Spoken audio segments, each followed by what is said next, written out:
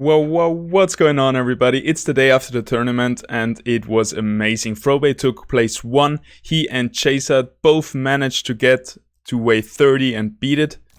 And right now I'm gonna try to play their comp that they played, which actually Chaser was the first one to play. And we're gonna see if we can make it to wave 32. I'm gonna explain everything I do and I hope we can do it. Thanks for joining in, everybody. A little disclaimer, this is private beta, so there can be the occasional glitch, there can be some bugs, but to be honest, this game is absolutely polished. You cannot find, not a lot of bugs at least. I couldn't find many. I reported a few small ones, but like, this is private beta, guys. It doesn't look like it. It looks like many already released games look not as good as this. It's freaking amazing is what I'm trying to tell you. Alright, we got the Ranger right here with the air-bladed shield and the hybrid armor. The other armors are kind of a placeholder right now. Also, the air stuff is pretty good, but it's so good it was banned yesterday in the competition. We have a bit more diversity and a bit higher skill threshold for the competition, for the tournament. So yeah, we're gonna play with the air-bladed shield today too. And see how it goes. Right now we already have C4 as our main carry in there. And now we're gonna put in Titanor, and both of them have Granite, so we activate the Granite synergy, which means the first 4 seconds of the fight, both of them cannot get any damage. Which is really nice for a main tank, right? You're gonna see it right here. All those 3 units gonna attack him, and he's not gonna take any damage, it's just invulnerable. That also helps sometimes with Snaily if he gets jumped by an assassin, or you can even put her in the front line to be attacked, as long as this assassin that's attacking her, or this damage, or this whoever is attacking her should die pretty fast, because after those 4 seconds she is pretty squishy. Alright, we're still on wave 4. It's pretty easy on these early waves. Yesterday I choked a little bit and I made it to place 9 out of 16, I guess, or yeah, something like this. Pretty much in the middle. But yeah, I was pretty tired. It was like at 2 a.m. in the morning and I didn't have my head in the game. But I kept on watching the whole tournament. It was so nice to watch the others and talk with everybody and watch it together. So yeah, that was really nice. It was super nice experience, and I hope we're gonna have another tournament next week. I learned a lot how to like relax more and just to play my game and not to be too stressed about the prize money and everything. And I'm sure I can improve for the next time. Alright, we're gonna catch Malura the assassin with her, and Titanor is gonna tank the Seer. So the combination, the setup, the team comp that they played yesterday, which made it to wave 30, which is the end of the game right now. There's no more waves developed for the moment. I don't think they thought so many people could beat it. The composition they used was 3 Assassin, Steam with Dualef and Umbre, and the rest was Bulwark. I think it was 6 Bulwarks or even 5 or 6 Bulwarks, 2 Steam, 3 Assassins. Those 3 Assassins and a Scoriox. So we had Dualef, Ramfire, Umbre, Scoriox, Malura, maybe Seer. We'll see. There was also, yeah, I guess there was Seer, Archers, and probably Axodon. Ah yeah, there was also C4 and Titanor, obviously. Alright, you guys go here. We cannot transition into Rogue too early, it's more of a late game comp. Too early, they're not very reliable, I'd say. So for now, we're just gonna take a little support here. And she is gonna catch the Ramfight, who is an assassin, jumping to the backline. Actually, she's running away. Pathing is really hard in this game because the units, they run away so far before they start the encounter with the assassin. So you really gotta think ahead and think it all through where they're gonna go.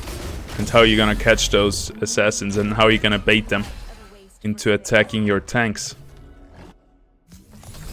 Alrighty. Looking at the enemy team, we got one assassin here. And if we put her here now, she's gonna run a bit of an angle here, and then she's gonna be longer in Rake's range, and probably they're gonna attack each other. Titanor here is still gonna stay in our main tank, and now we're gonna get in Scoriox to help with the damage a little bit. Those two are absolute damage powerhouses, but they cannot be attacked. This time our assassin bait works perfectly. That's nice to see. Adorius right there is healing like a madman, but we managed to kill him right there. And now the other units are pretty easy to kill as well. Bada bing, bada bye. I can zoom in a little bit more. Remember, since this is a private beta, it hasn't been like fully optimized yet, and it's a bit hard on the laptop that I have. It's a nice gaming laptop, but still, I have my settings on low just to have the best performance. But look at this, guys, and tell me those doesn't look amazing for low. When have you last played a game on low graphic settings and you thought the graphics were absolutely stunning? Look at that. Look at that guy. Wow. Maybe I have them on medium. This looks too good, man. Alright. Support, support, support. Tiny damage dealer. What are we gonna do? Put our tank in the front line. And actually, she can tank him, so not everybody's on Titanor, and that's it.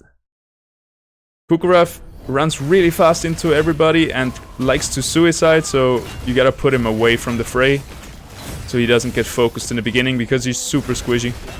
But his ability to stun someone with this whirlwind right here is super good, because once they're stunned with this whirlwind, they're gonna get extra damage and everybody who stands close to them will attack them. This ability makes your Illuvials focus the target. This target from Kukurov. Alrighty, I can't wait to get the assassins in, but it's not time yet. Alright, she's gonna run in a bit in an angle, catch Rampfire. Titanor is gonna still tank the front line, and I think it's a bit safer for our carries to just go over here and do it like this. We could even put a positioner right here, so now the Rampfire can't really land exactly where he wants to land. Because she stands to the left of him, he's gonna land right to her, so we can push him a bit to the side. You know what I mean? Let's have a look. Wait, we can upgrade him to a nice little Axodon. Well, he's not really little, but let's see if it happens. Oh, she's running away. It works better with range units, and you can really reposition those enemy rogues a little bit. Not too far, because then it just go on the other side, but for example, if there is 3 rogues next to each other, and they would land here, here, and here, you can put your units in the middle of them, and they're gonna land left, right, and in front. So you can really corner in one of your units. Favorite usually is Seer for that job, because he's spinning and doing a lot of area of effect AoE damage. Alrighty, we got 3 supports right here and 1 damagey tank. But if we focus him with all we got, he should die pretty fast. We don't need so many tanks right now, so we're gonna swap this lad for some damage. But we only got damage in our assassins, which is fine, I guess. We can just get in ramp fight, attack this Fern. We don't want to attack Adorius too fast, because all the damage he gets is more mana, more energy, which means more Omega, and Omega means a lot of healing with Adorius.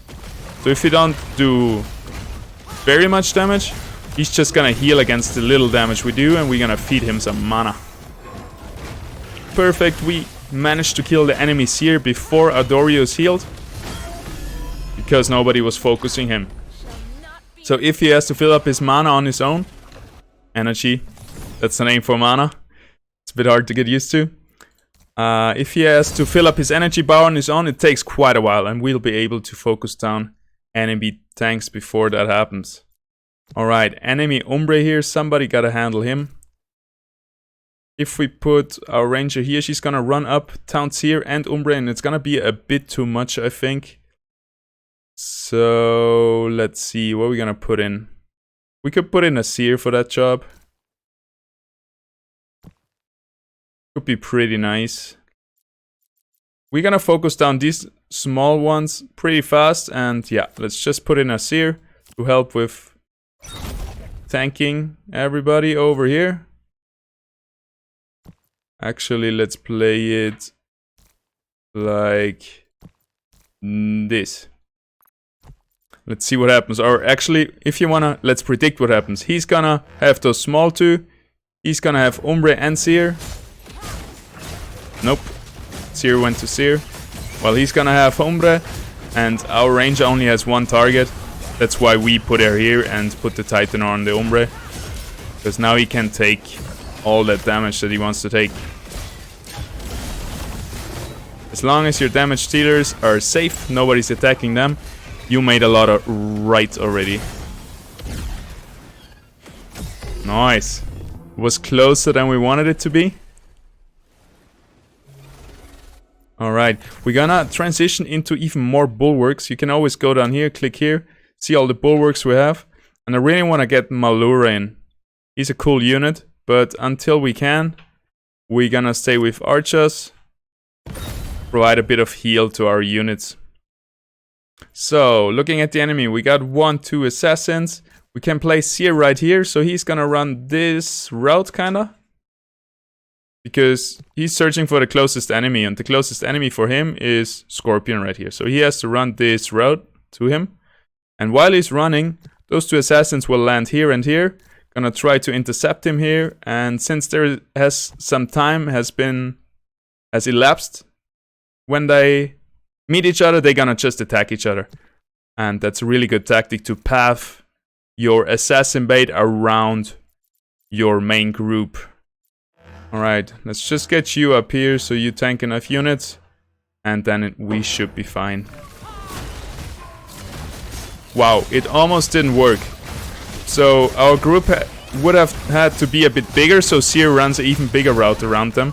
Because now he almost ran away from those two assassins, and if they attacked our support damage group over here, that could end really badly. But it all worked out. Seer is still nice and healthy. Now he's gonna clear up the rest with our Scoriox and Snaily in the back. His name is actually C4us, comes from the explosive C4us, and the stage 2 is called TNT, you know, and the stage 1 is called Tatopi, and apparently that's like the strongest of those 3 explosives, even though it's stage 1. Somebody said it's like some atomic bomb stuff or whatever. I'm no expert in explosive, to be honest. But I'm an expert in this game. Not really though, because we all just started playing it. But I've spent a lot of time trying to figure everything out, and I'm really happy that you joined me here today, and I can tell you what I've learned so far. So here's Adorius. We don't want to focus him. He usually, if we don't get enough damage on him, he can cost us the game. So I think we want to get everybody in the left. Get Seer down here to the assassin. Bada bing. And let's be quick on that one. Ooh, that was close. We managed to do it. As long as Seer catches the assassins, we are fine. Titanor has a lot on his plate, but not too bad. Seer is gonna spin now. Wonderful. The Shrimp Cannon, the Synelf right here, he does a lot of damage, and that's why we're gonna try to get him in later with the double steam buff, double steam affinity. We actually have his bigger brother Dualef right here. Dualef on Umbre, both steam, both really high damage units. Umbre is a super cool assassin. I really like this unit. So we can swap out archers, or we go for the 6 bulwark with Axon. I think that's gonna be the goal. Like yesterday, somebody said something that stuck with me. If you have enough meat on the board, you don't need supports. So we're gonna try and put this to a test. Where are the assassins? Always important. 1, 2 here. We're gonna stay with our units on this side because there is some high threat units that we can focus right away without having to focus this guy. We're gonna actually bait Seer away with our Axon right here. Bit closer than our Titanor. And yeah, Seer's gonna try to catch those 3 assassins, and hopefully it's not too much for him. We didn't use our Ranger really good this round. We could have helped Seer to tank a bit, because he might be in some trouble. If he gets his spin off, he did his job. Yeah, that's nice, because now he did a lot of damage, as we see here. And that's all we needed. We still got Titanor to tank for our damage dealers right here. Perfect. Archers is doing a nice job healing, our only healer right now. Looking at the enemies. 1, 2 assassins here, that's a job for Seer. So yeah, he can take that. We can put our Axon here, so because Seer would be running up before he refocuses on the assassins. And when he's here, he would be attacked by Blaze Knight, and then it might be too much. So by putting Axon here, he's gonna distract Blaze Knight, feed him some mana too, but should be fine. Yeah, actually, if we stay on the right side, we're gonna focus Adorius pretty soon. But alright, let's try it. Doesn't matter.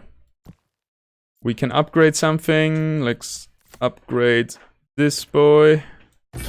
Boom. We should be good, I think. In the best case, the Shrimp is gonna fire his cannon at one of our tanks, and we will be able to crush Adorius without him healing too much. Let's see how it goes. Seer has his 2 units, that's what we want. We are killing the Scorpion right here. Before our Adorius can get his heal out, that was perfect timing. Now our damage dealers are refocusing onto the assassins here in the backline. Managing to kill him, and all the high threat targets are out, so it doesn't matter if the supports are still alive. Wonderful. Really nice. It might be that I choked on this round yesterday, I don't quite remember. I had a blackout. Alrighty, we got a big assassin right here, and another big one right here. This is a job for our Seer. So much is rhyming today. Well, we're gonna stay with our units on the right. We'll be able to focus on Riptorus, and once the first tank, the first frontliner is dead, everybody's gonna search for a new target, and they're gonna take the target that is the closest to them. So they all gonna refocus onto the assassin right there, which is really nice. We could even go all to the left, do the same with Scarabog. He's a bit more tanky than Scorpion. And then everybody would focus onto the Rampfire. Some would focus on to the Seer, which ran up.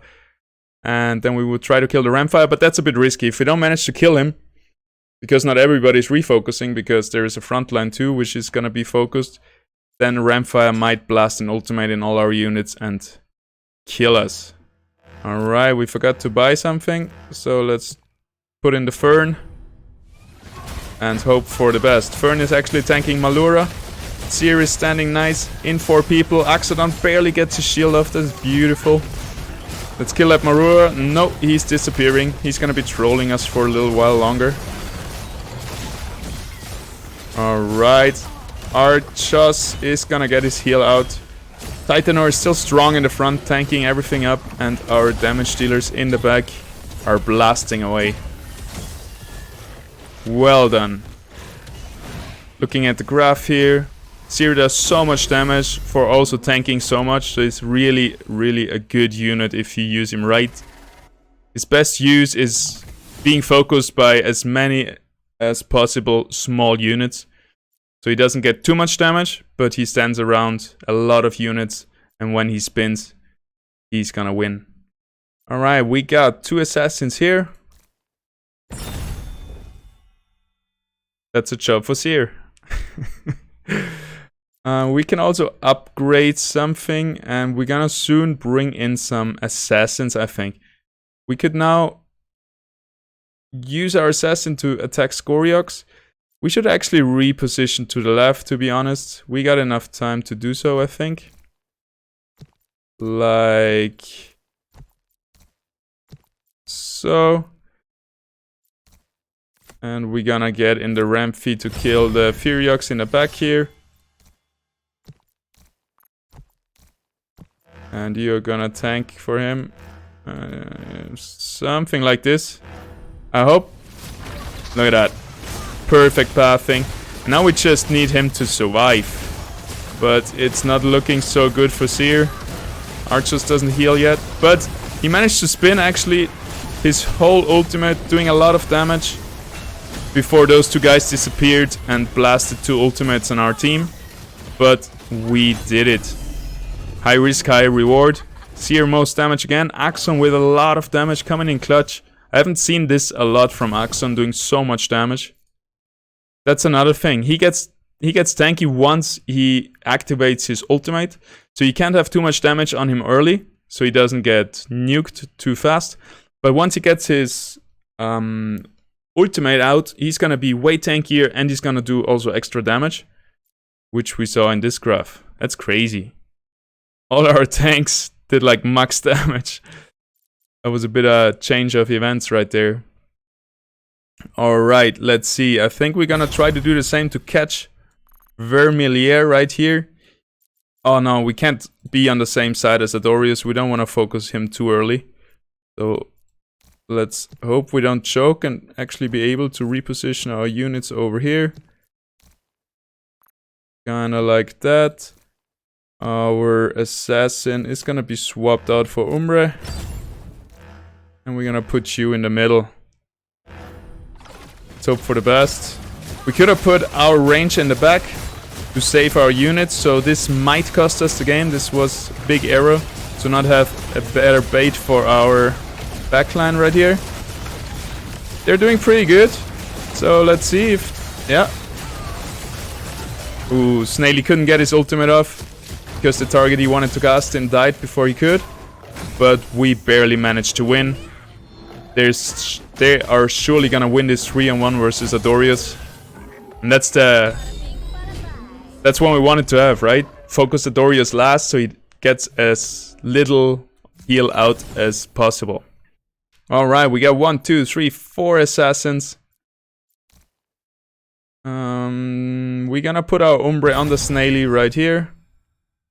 We can bring our Kuka in to help a little bit.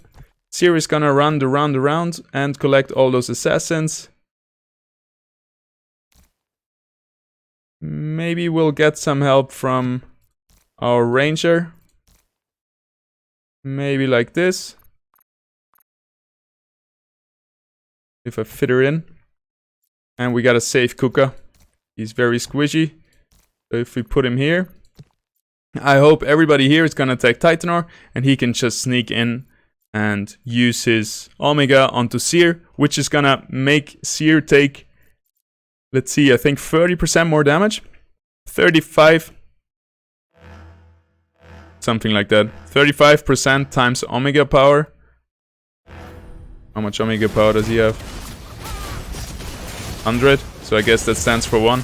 Yeah. He's gonna take extra damage and we'll be able to kill him faster. And now everybody's refocusing on the assassins and trying to kill them before they're able to blast us. Which worked out with the ramp fire. He couldn't go up in the air and blast his ultimate onto us. A thing of beauty. We really dominated this round. Now we're moving on to wave 19. Checking for the enemies. We got Dualef as a high threat target right there. Titanor main tanking. We got one assassin and that's it. It's even the stage 1 dash, so we don't need a bait for him. He can attack one of our supports and just feed this support some mana. Where do we need you guys? Oh, there's another assassin. He's easy to be overlooked because he's so huge. He doesn't look like a sneaky little assassin. He looks like a tank, which he actually is. So we're gonna put our Ombre onto the Snaily right here. So he's gonna kill this guy first and hopefully walk on up to Sinolf next. It would be nice. Ooh, we had a little crash. Well, that's why I said it's still private beta. Yesterday in the big tournament, nobody had a crash. So it was 16 players playing. For the first round, then was 8, so that's 24, and then it was 4, 28, and another 2. So in 30 rounds played yesterday, there wasn't a single crash. Just to make you aware of that. Anyway, I think I need a glass of water. I've been talking a lot. I hope you enjoyed this. I try to do more like this, where I just try to share everything I know and hope to help you learn the game a little bit better. All right, I see you guys in the next one. Bye.